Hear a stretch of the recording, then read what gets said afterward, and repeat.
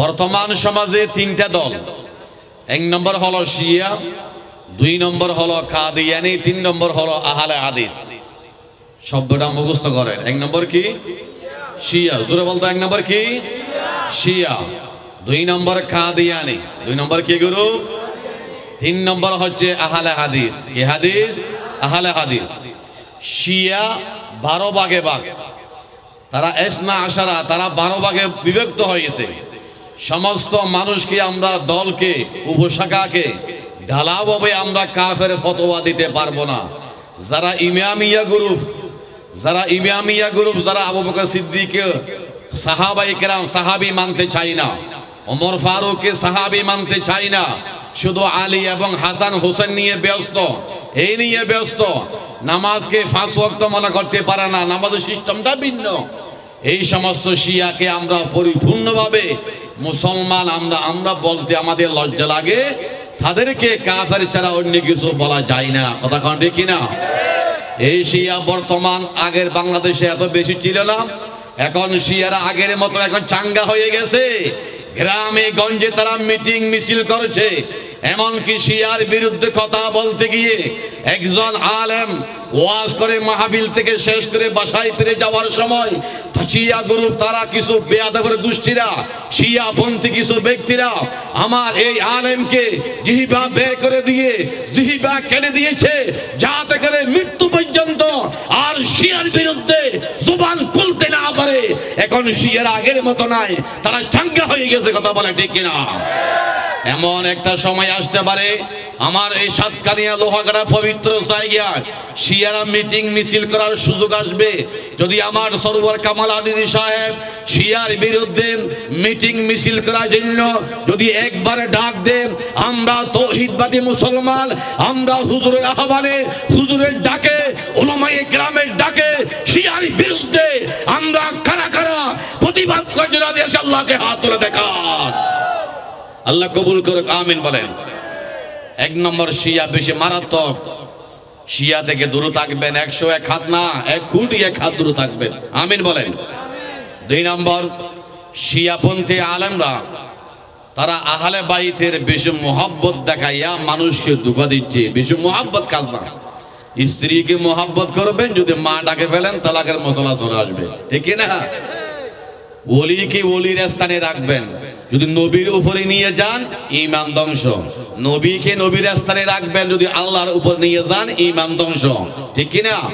স্ত্রীকে স্ত্রীর উপর সম্মান রাখবেন, যদি মার উপর বেশি সম্মান দিয়ে দেন তখন বেয়াদবের তালিকায় নাম উঠে যাবে। অতএব যাকে যেভাবে স্থান দেওয়া সেইভাবে স্থান দেওয়া, এটা আমাদের ঈমানের দায়িত্ব। বেশি কমানো যাবে না, বেশি বাড়ানো যাবে না।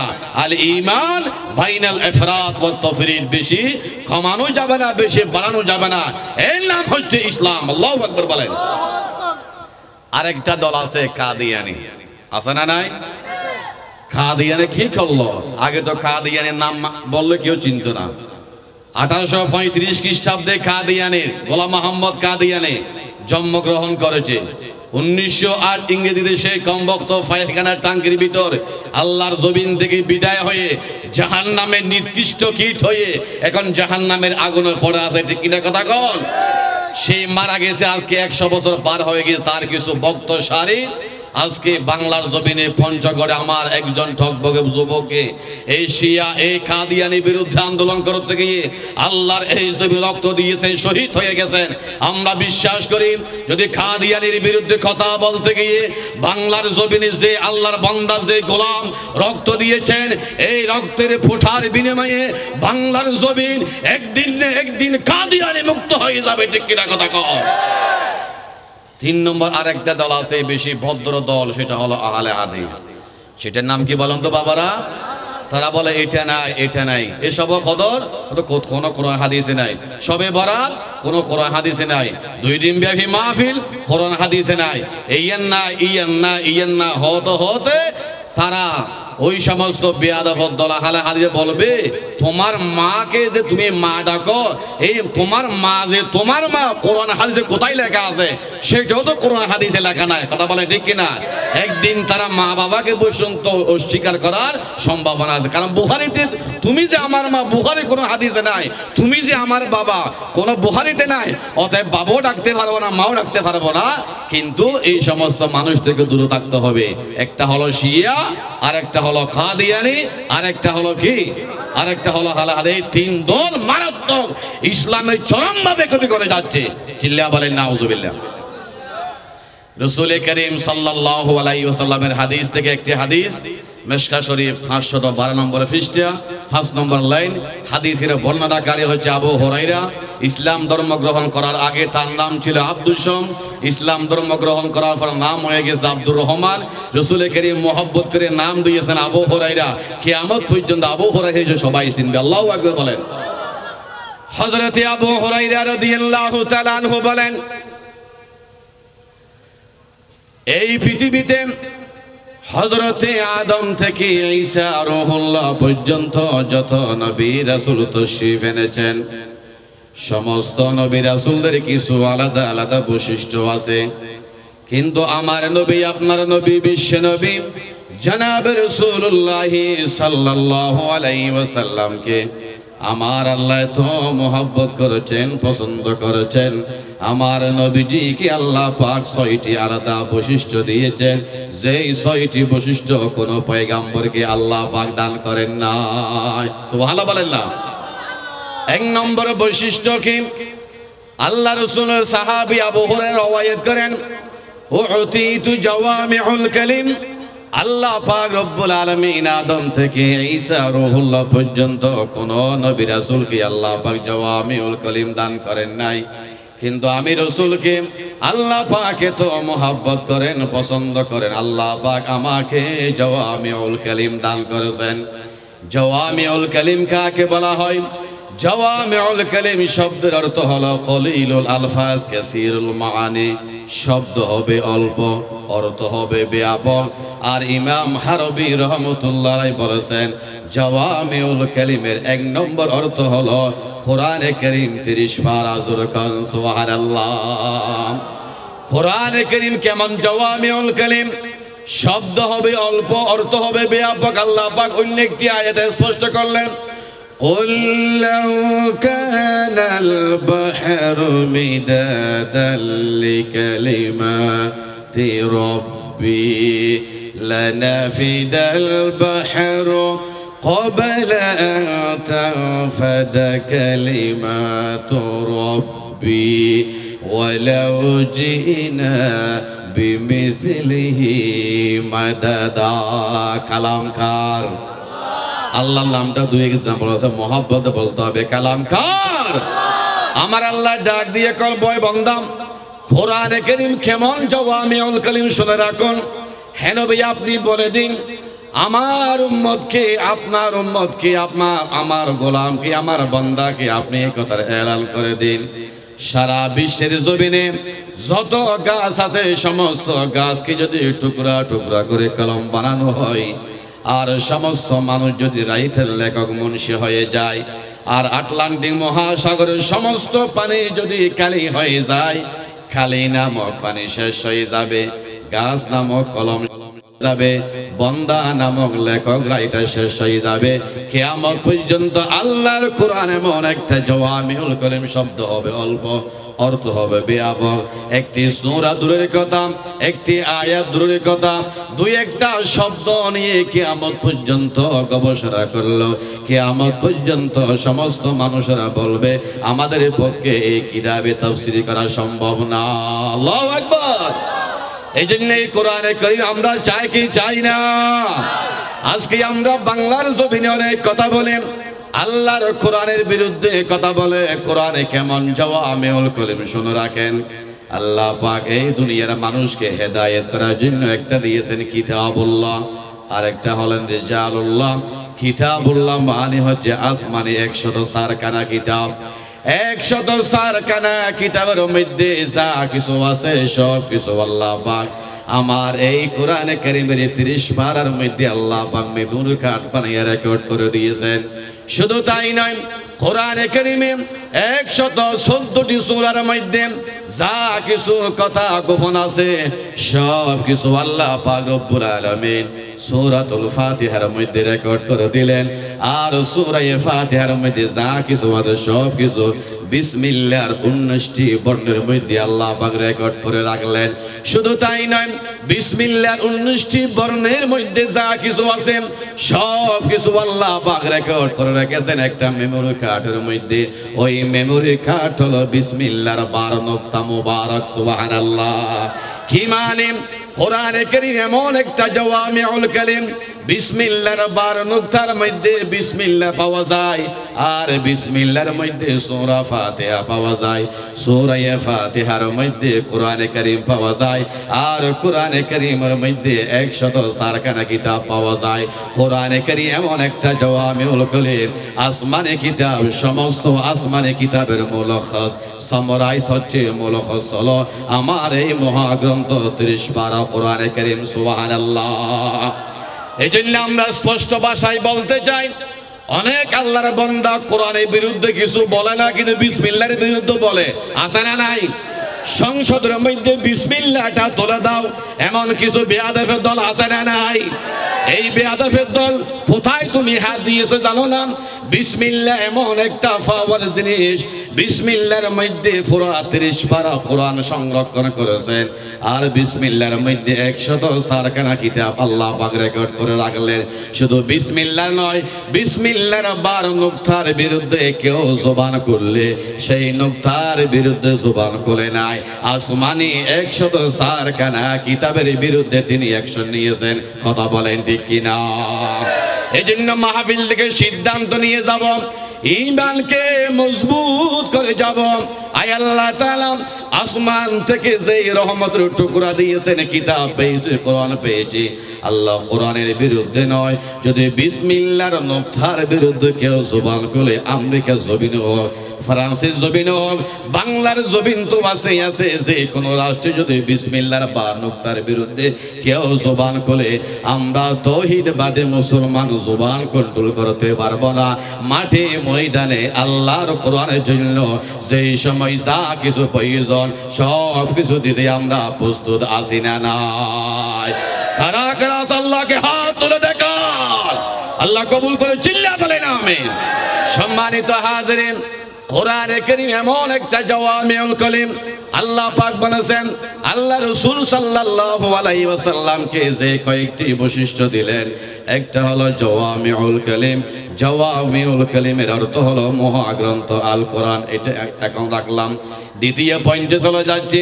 আল্লাহ পাক রব্বুল আলামিন আল্লাহর হাবিবকে এমন কিছু বৈশিষ্ট্য দিয়েছেন, আরেকটা বৈশিষ্ট্যের নাম হলো ওয়ানুসিরতু বিররুবি। আমার রাসূল পাকের চেহারা মুবারকের মধ্যে একটা নূরের ঝলক দিয়েছেন।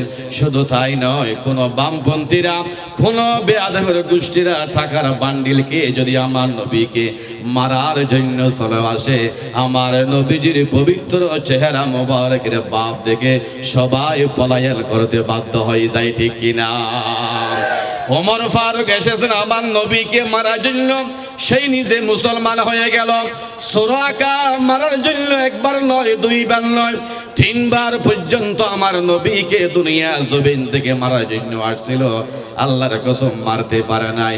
সুরাকাকে প্রশ্ন করা হলো, সুরাকা তোমাকে এত টাকা দিলাম, এত বান্ডিল দিলাম, সম্পদের মালিক বানাইয়া দিলাম, কেন তুমি নবীকে মারে আসতে পারো নাই?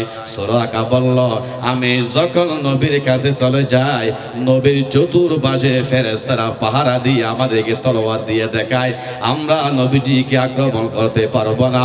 নবীজির চেহারা মুবারক দেখলে আমার অন্তরে এক ধরনের ভয় ভীতি সৃষ্টি হয়ে যায়। নবীর চেহারার মধ্যে আল্লাহ পাক রূপ দান করেছেন, ভয় দিয়েছেন। এটা হচ্ছে নবীর শ্রেষ্ঠ মুজিজা। সুবহানাল্লাহ।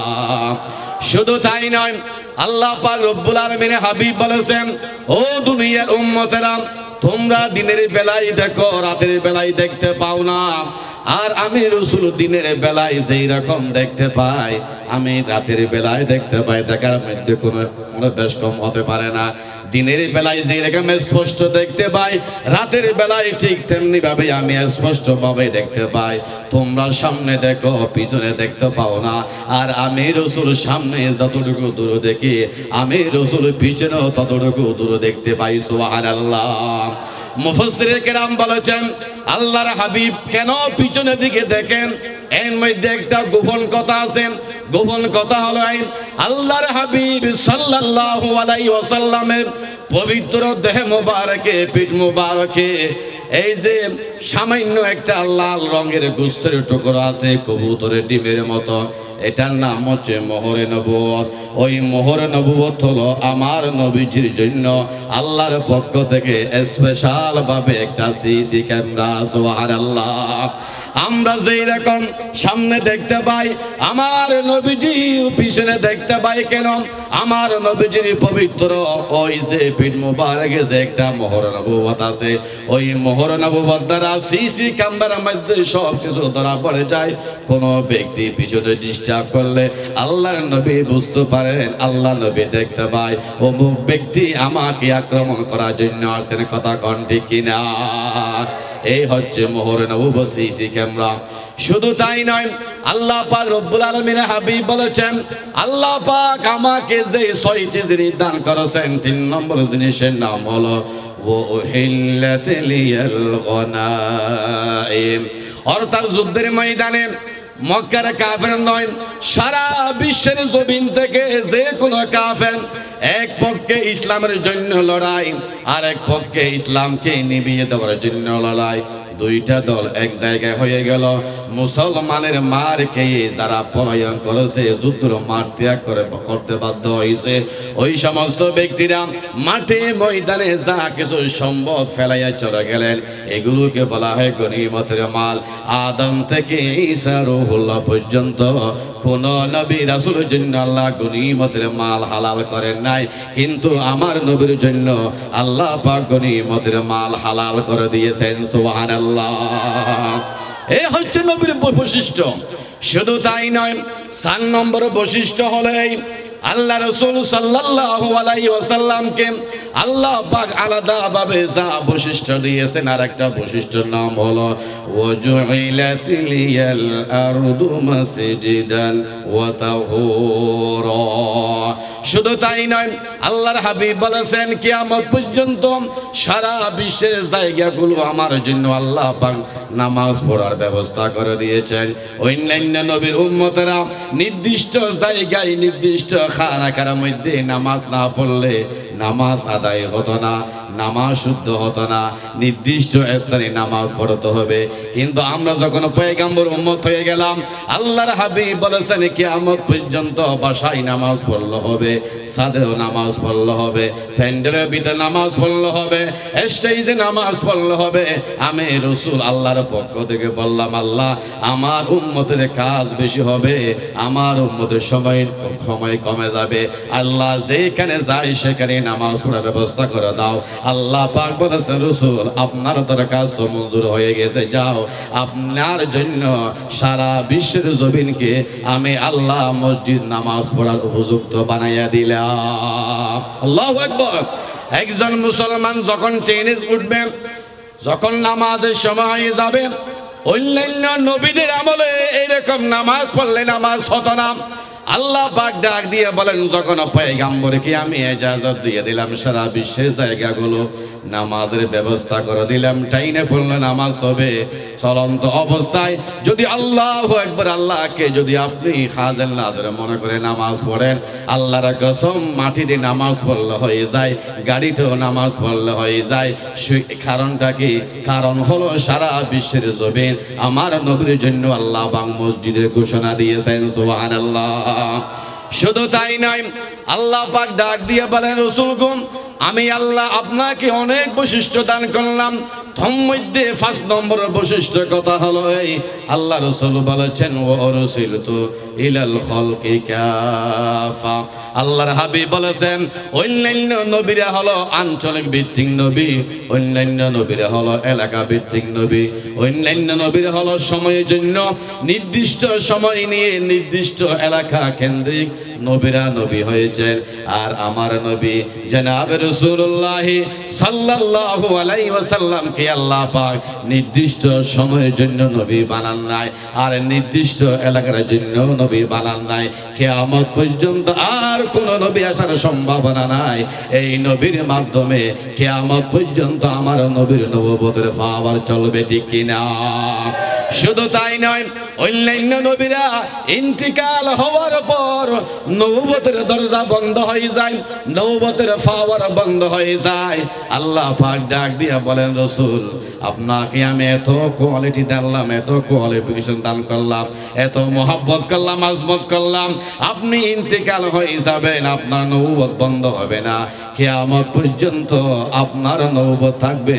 কারণ কিয়ামত পর্যন্ত গোলাম আহমদ কাদিয়ানী নয়, সারা বিশ্বের যে কোনো আল্লাহর বলে যদি নবুয়ত দাবি করে সেই বন্ড প্রতারক মৃত্যু কাজ্জাব হয়ে যাবে। আপনার নবুয়ত কিয়ামত পর্যন্ত চালু থাকবে। সুবহানাল্লাহ। এই জন্য আল্লাহ পাক বলেন দুনিয়ার জমিনে সমস্ত নবীরা আসছেন এলাকার জন্য, সমস্ত নবীরা আসছেন নির্দিষ্ট সময়ের জন্য। নবী আপনাকে নির্দিষ্ট সময় দান করেন নাই।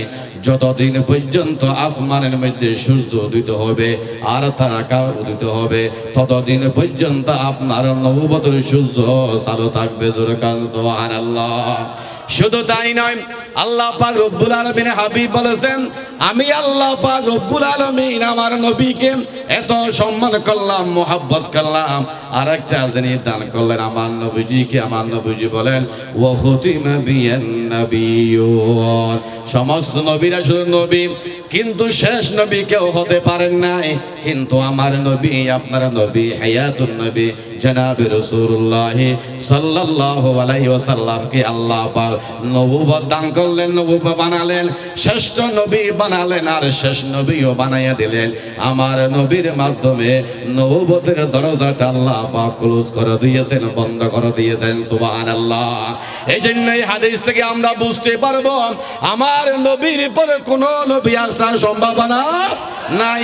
শুধু তাই নয়, আল্লাহর হাবিব ইরশাদ করেন যদি আমার পরে কোনো নবী আসার সম্ভাবনা থাকতো তাহলে আমি রাসূল ঘোষণা দিয়ে দিলাম আমার পরে ইসলামের দ্বিতীয় খলিফা ওমর ফারুক নবী হয়ে যেত।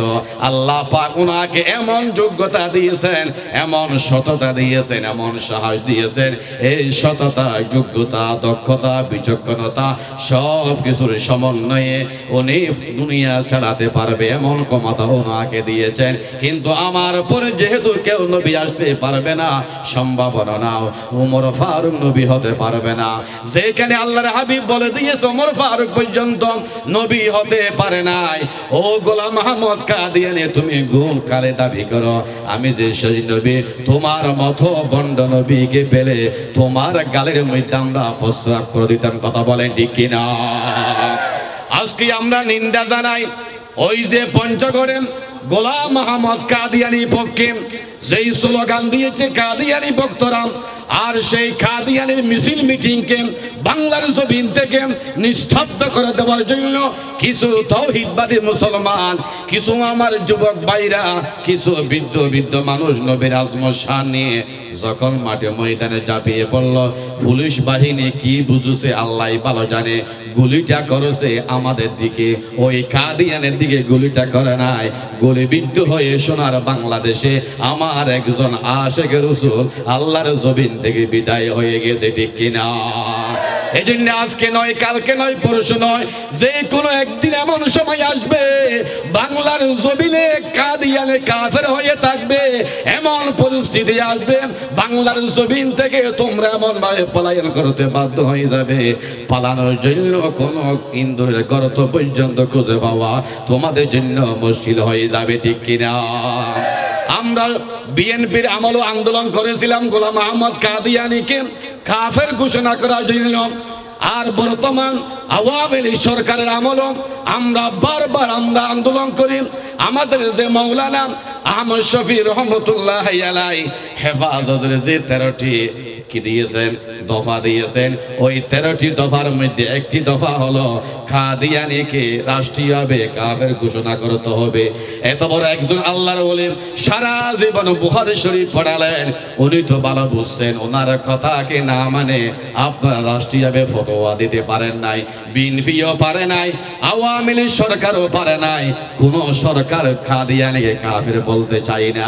কারণ সরকার যারা আছে শেয়ারের মধ্যে যারা আছে তারা আরএফএল থেকে যা কিছু টাকা ইনকাম করে বিশাল বড় বড় মোটা অঙ্ক টাকা দিয়া তাদের জবানকে কন্ট্রোল করে দিয়েছেন, ঠিক কিনা? এই জন্য বাবারা কোন বিএনপি পারবে না, কোন আওয়ামী লীগ পারবে না, সবাই টাকার বান্ডিল নিয়ে বসে আছে। আল্লাহর এই জমিনে যদি গোলাম মোহাম্মদ কাদিয়ানীকে রাষ্ট্রীয় হয়ে যদি আমরা কাফের দেখতে চাই, একটা পথ বলে দিলাম, একটা পথ হলো আল্লাহর এই জমিন যখন নেককার বান্দার হাতে চলে আসবে, আল্লাহর এই জমিনটা যখন কোরআন দিয়ে পরিচালনা হবে, আসমান হলো আল্লাহর, জমিন হলো আল্লাহর, আইন চলবে আল্লাহর, আল্লাহর এই জমিনে আল্লাহর আইন যখন বাস্তবায়ন হয়ে যাবে আর মিছিল মিটিং করার প্রয়োজন নাই। রাষ্ট্রের মধ্যে সর্বপ্রথম অধিবেশনে সংসদে আইন পাস হয়ে যাবে, কাদিয়ানীরা কাফের, কাফের, ঠিক কিনা? এই জন্য আল্লাহর এই জমিনে আল্লাহর কোরআন দিয়ে সমাজ চলুক। আমরা রাজি আছি না নাই? আমরা আন্দোলন করলে হবে না। বিএনপির আমল আন্দোলন করেছিলাম, বর্তমান সরকার আমল আন্দোলন বর্তমান আছে। কোন সরকারের আমলে কাদিয়ানীকে কাফের বলা সম্ভব নয়। আন্দোলন করতে করতে আমাদের কর্মী ভাইরা একের পর এক শহীদ হয়ে যাবে, কাজ হবে না। কাজ হবে একটা, সেটা হলো আল্লাহর এই জমিনকে আল্লাহর কোরআন দিয়ে পরিচালনা করলে ইনশাআল্লাহ কাদিয়ানীরা অটোমেটিক কাফের হিসেবে বাংলার জমিনে থাকতে হবে। কথা বলে ঠিক কিনা? আল্লাহর এই জমিন আল্লাহর কোরআন দিয়ে চলুক, চাই কি চাই না? কারা কারা আল্লাহকে হাত তুলে দেখান, আল্লাহ কবুল করে চিল্লা বলেন আমিন। আজকে মুসলমান আন্দোলন করে একটা, কিন্তু মূল কথায় হাত দেয় না। ইসলামী রাষ্ট্র হইলে কোরআন দি দেশ চলিলে এনে কাফের হয়ে যাবে। আল্লাহু আকবার হল না। আগুতে হামিয়ান গরা বাজি আর আগুতে হামিয়ান এই সরকার আন্দোলন করলে হামনব ইবে করলে হামনবে কি আটি আমাদের বেগম বহু দিকে দেয়। আয় তো তুই হটিয়া দি খা দিয়ে নে তো মাসে মাসে বেতন দে, তারা রাটিং না হল আর এফাল গ্রুপ যা টিয়া ভাই সমস্ত টিয়া তারা বন্ধ করে দিতে হয়। আর আরকে কাফের তাফের নহইজ বাজি ঠিক না হয় না। কিন্তু আল্লাহর জমিনে তো আল্লাহর আইন দিয়ে চলিব, কোরআন দিয়ে চলিব, হাদিস দিয়ে চলিব, নবী সুন্নাত দিয়ে চলিব, টিয়ার বন্ধা আন্ন চলিব। সর্বপ্রথম অধিবেশন শুরু হইব দে গোলাম মোহাম্মদ কাদিয়ানীর বিরুদ্ধে। কথা বলে ঠিক কিনা? অতএব বাংলার জমির গোলাম মোহাম্মদ কাদিয়ানী বেশি ভয়ঙ্কর, সেই ভয়ঙ্কর থেকে আমাদেরকে দূরে থাকতে হবে। আল্লাহ কবুল করে আমিন। আমি প্রায় সময় বলি গোলাম মোহাম্মদ কাদিয়ানী যেই নবী নয়, তার নামের মধ্যে একটা প্রমাণ আছে না নাই? প্রমাণ হলো এই হযরতে আদম থেকে ঈসা রূহুল্লাহ পর্যন্ত যত নবী রাসূল এসেছেন সমস্ত নবীদের নাম হলো একটা একটা মুফরদ। যেমন ঈসা নাম কয়টা? বলেন নাম কয়টা? হযরত মূসা নাম কয়টা? মূসা, ঈসা, জাকারিয়া, ইয়াহইয়া, আদম, নূহ, হুদ, জাকারিয়া, সব কিছু নাম একটা একটা, ঠিক কিনা? কিন্তু গোলাম মোহাম্মদ কাদিয়ানী নাম হলো গোলাম আহমদ কাদিয়ানী নাম কয়টা? সমস্ত নবীদের নাম হলো মুফরদ একটা একটা। ও গোলাম মোহাম্মদ কাদিয়ানী, তোমার নামের শুরু শেষে তিনটা নাম পাওয়া যায়। তোমার নামের মধ্যে আমরা জ্ঞান পেয়েছি তুমি একজন প্রতারক মৃত্যুর নবী। কথা কন ঠিক কিনা? সর্বপ্রথম এই সারা বিশ্ব জমিনে গোলাম মোহাম্মদ কাদিয়ানীর বিরুদ্ধে অনেক আন্দোলন হয়েছে। আলহামদুলিল্লাহ বলবেন না? সৈয়দ আবুল আলা মওদুদী, অনেকে দেখতে পারে না, বাস্তব কথা বলছি, উনি সর্বপ্রথম গোলাম মোহাম্মদ কাদিয়ানীর বিরুদ্ধে কিতাব লিখেছেন, বই লিখেছেন। গোলাম মোহাম্মদ কাদিয়ানী কাফের, তিনি বই লিখেছেন। সুবহানাল্লাহ বলেন না? বাংলাদেশের একজন যুগ শ্রেষ্ঠ আলেম আল্লামা দেলাওয়ার হোসেন সাঈদী, অনেক ওনার নামটা উচ্চারণ করতে চাই না। কথা বলে ঠিক কিনা? যার হাতে লক্ষ লক্ষ মানুষ যুবক ভাইরা নামাজি হয়েছে, তার জন্য উলামায়ে কেরাম আল্লাহর দরবারে হাত তুলে দোয়া করতেও চাই না। পার্টিগত সমস্যার কথা বলা ঠিক কিনা? কোন পার্টি নয়, আওয়ামী লীগ, বিএনপি, এই সেই আলেম ওলামা সবাই মুসলমান। আল্লামা দেলাওয়ার হোসেন সাদি কাদিয়ানির বিরুদ্ধে কিতাব লিখেছেন, সুবহানাল্লাহ বলেন না। এইভাবে আল্লাহ মাহমুদ শফি, জোনাইদ বাবনগরী, ফটিয়া মাদ্রাসা, আনাদারি মাদ্রাসা, জিরি মাদ্রাসা, বিভিন্ন বড় বড় মাদ্রাসার মুফতি মুহাদ্দিস কাদিয়ানির বিরুদ্ধে বই লিখেছেন। অতএব কাদিয়ানির পক্ষে কোনো হক্কানি আলেম নাই, যারা আছে সব ফুকাবাজ, সব দান্দাবাজ আলেম, ঠিক কিনা কথা কন। কাদিয়ানিরা আমরা বলি মসজিদের জন্য নামাজ বলি না, আমরা কি বলি? নামাজের মসজিদ বলি। তারা মসজিদ বলে না, তারা বলে আহমদিয়া উপাসনালয়। বলে কি বলেন? তারা আহমদিয়া উপাসনালয় বলে, তারা বলে উপাসনালয়। আমরা বলি মসজিদ, তারা বলে উপাসনালয়। মসজিদ বলতে তাদের লজ্জা লাগে, কথা কন ঠিক কিনা? অথচ মসজিদ শব্দটা হচ্ছে আল্লাহর প্রিয় নাম, আর উপাসনালয় হলো হিন্দুদের নাম, ঠিক কিনা? উপাসনালয়, এসানালয় কি শোনা মনে কি নাম বুঝে বাজির কি নাম দিয়ে ওটা হান্ডা সরিয়া মসজিদ সিজদা দেওয়ার স্থান। আল্লাহু আকবার বলেন, কত সুন্দর নাম। অতএব বাংলার জমির গোলাম আহমদ কাদিয়ানি আগের মতো নাই, চাঙ্গা হয়ে গেছে, বক্তমরির গ্রামে গঞ্জে ঢুকে পড়ছে।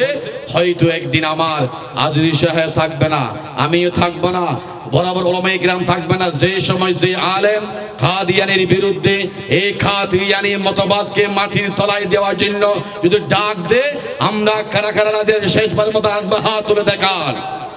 আল্লাহু আকবার বলেন, লিল্লাহি তাকবীর। আল কোরআনের আলো, আল হাদিসের আলো।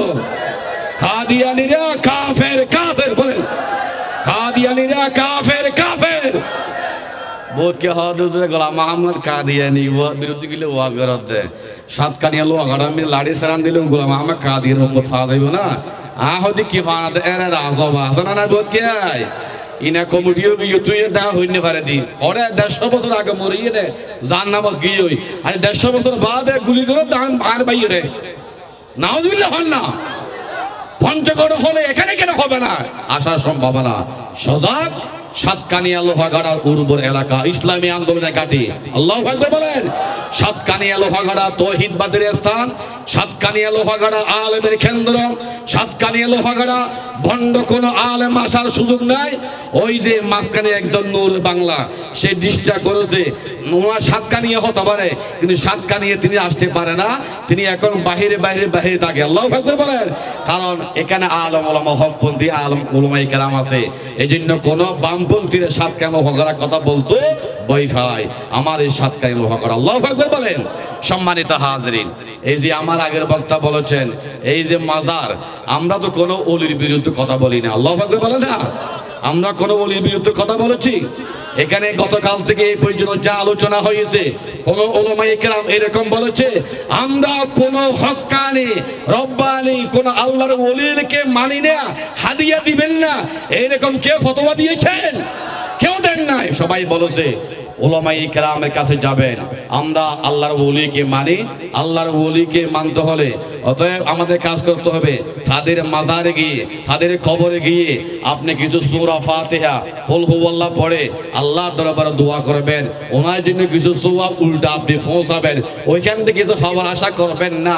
আপনি তার কল্যাণ করবেন। আল্লাহ সূরা ফাতিহা পড়লাম, এগুলো সওয়াব আমার সামনে যে আল্লাহর বান্দা শুয়ে আছেন তার রূহ মুবারকে পৌঁছাইয়া দাও, তার কল্যাণ করবে, আল্লাহ আরশে খুশি হয়ে যাবে। সুবহানাল্লাহ বলেন না? এটা জায়েজ আছে না নাই? জোরে জোরে জায়েজ আছে না নাই?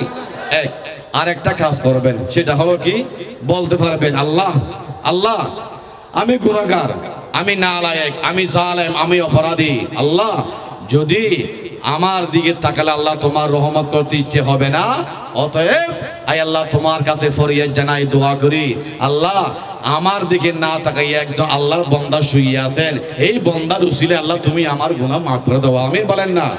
এগুলো হচ্ছে আমাদের পরামর্শ, এগুলো আমাদের পরামর্শ। আপনি যাবেন, কিছু পড়বেন, সওয়াব পৌঁছাবেন এবং এরপরে আপনি তাকে উসিলে বানাইয়া দোয়া করবেন। এতটুকু জায়েজ, আর বেশি জায়েজ কিছু নাই।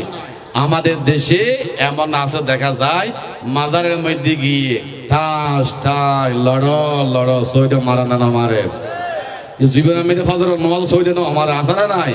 ওরা যে মারা দেন আউযুবিল্লাহ বিসমিল্লাহ সারা বাইসারি বাইসারি মারা দেয়, আল্লাহু আকবার মারা দেয়, সইটা মারা দেয়।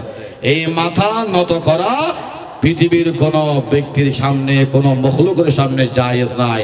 বনি আদম শ্রেষ্ঠ, সেই শ্রেষ্ঠ হিসেবে শ্রেষ্ঠত্ব সম্মান ধরে রাখতে হবে। আল্লাহু আকবার বলেন। যেমন দেখেন, আমি বলি জানাজার নামাজে, জানাজার নামাজের মধ্যে এই তাকবীর কয়টা বলেন তো? বলা কয়টা? 4টা। ওখানে কোনো রুকু আছে, সিজদা আছে। তো অন্যান্য নামাজে রুকু আছে, সিজদাও আছে। এই নামাজে রুকু গেল কোথায়? সিজদা গেল কোথায়?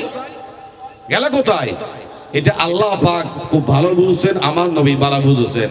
অর্থাৎ একজন লাশকে যদি সামনে রেখে এবার আমরা রুকু করি, সিজদা করি, তাহলে যারা গাছ পূজা করে, বাঁশ পূজা করে, তারা বলবে আমরা গাছকে এভাবে নত, গাছের সামনে মাথা নত করলে আমাদেরটা মকরু হয়ে যায়। এই মুসলমানের দৃশ্য দেখো, মুসলমানেরা একজন লাশকে সামনে রেখে তারাও তো সিজদা করে, তো আমাদেরটা হারাম হলে তাদেরটা হারাম হতে হবে। আল্লাহু আকবার বলেন না? তো এই জন্য আল্লাহ পাক বলেছে, কোন কাফের বামপন্থীরা যেন এই কথা বলতে না পারে কোন আল্লাহর বান্দাকে সিজদা দিয়েছে, সম্ভাবনাও নাই, এই কথা যেন ভুল ধারণা না হয়। আল্লাহ বলেছে গাছনান দিয়ে তাবে দৌড়, নামাজের মধ্যে দিয়ে তাবে দিন, সৈদও হারাম, রুকুও হারাম, গাছনান দিয়ে গিয়ে সালাম ফিরে বেদি কোন বামপন্থী হইল বাড়ির মধ্যে এ হতার হতা আল্লাহ বান্দাবি যুগকে ফল্লার হল্লা নিচে করি কি ফল্লার, এই কথা জায়েজ নাই। আল্লাহু আকবার বলেন। আর শুধু তাই নয়, একজন লাশকে সামনে নিয়ে যদি আমরা রুকু সিজদা না করি, এটা হারাম। ওই লাশকে কবরের ভিতরে আরো 3.5 হাত ভিতরে দেওয়ার পর কুলাক করে আমরা তাকে সিজদা করি, চিন্তার বিষয় আছে না নাই? লাশ 10,000 ইবে সামনে সইদে না আমারে লাশ সব গাড়ি ফেলাই ইবে সামনে সইদে মাইলে আল্লাহ হয়তো তুই এত বেশি বুঝছ না, তুই ঈমান ক্যান্সেল তিনটে বেটি করা। দুনিয়ার সমস্ত মখলুক খানা খাবে সমৃদ্ধি মাথা এঙ্গল নত করে, আছে না নাই? সমস্ত গরু, ছাগল, বিভিন্ন জীবজন্তু, বিভিন্ন মখলুক খানা খাওয়ার সময় মাথা নত করে। আল্লাহ বলেন বনি আদমের মাথা যেন খানার সামনে নত না হয়। বান্দা তুমি বসে থাকবে, হাত দিয়ে তুমি খাবে, মাথা নত করতে হবে না, যাতে কোনো খাদ্যের সামনে বান্দার মাথা নত না হয়। আমি আল্লাহ এর তোমাকে সৃষ্টি করেছি। সুবহানাল্লাহ বলেন না? অতএব আল্লাহর ওলিদের মাজারে যাবেন, আপনি কবর জিয়ারত করবেন, যা কিছু পড়বেন তার জন্য ইসালে সওয়াব করবেন এবং আল্লাহকে বলবেন আল্লাহ আমি গুনাহগার, যা কিছু বলেছি, যা কিছু পড়েছি আল্লাহ আমাকে মাফ করে দাও। আমাকে দেখলে আল্লাহ মাফ করতে ইচ্ছে হবে না।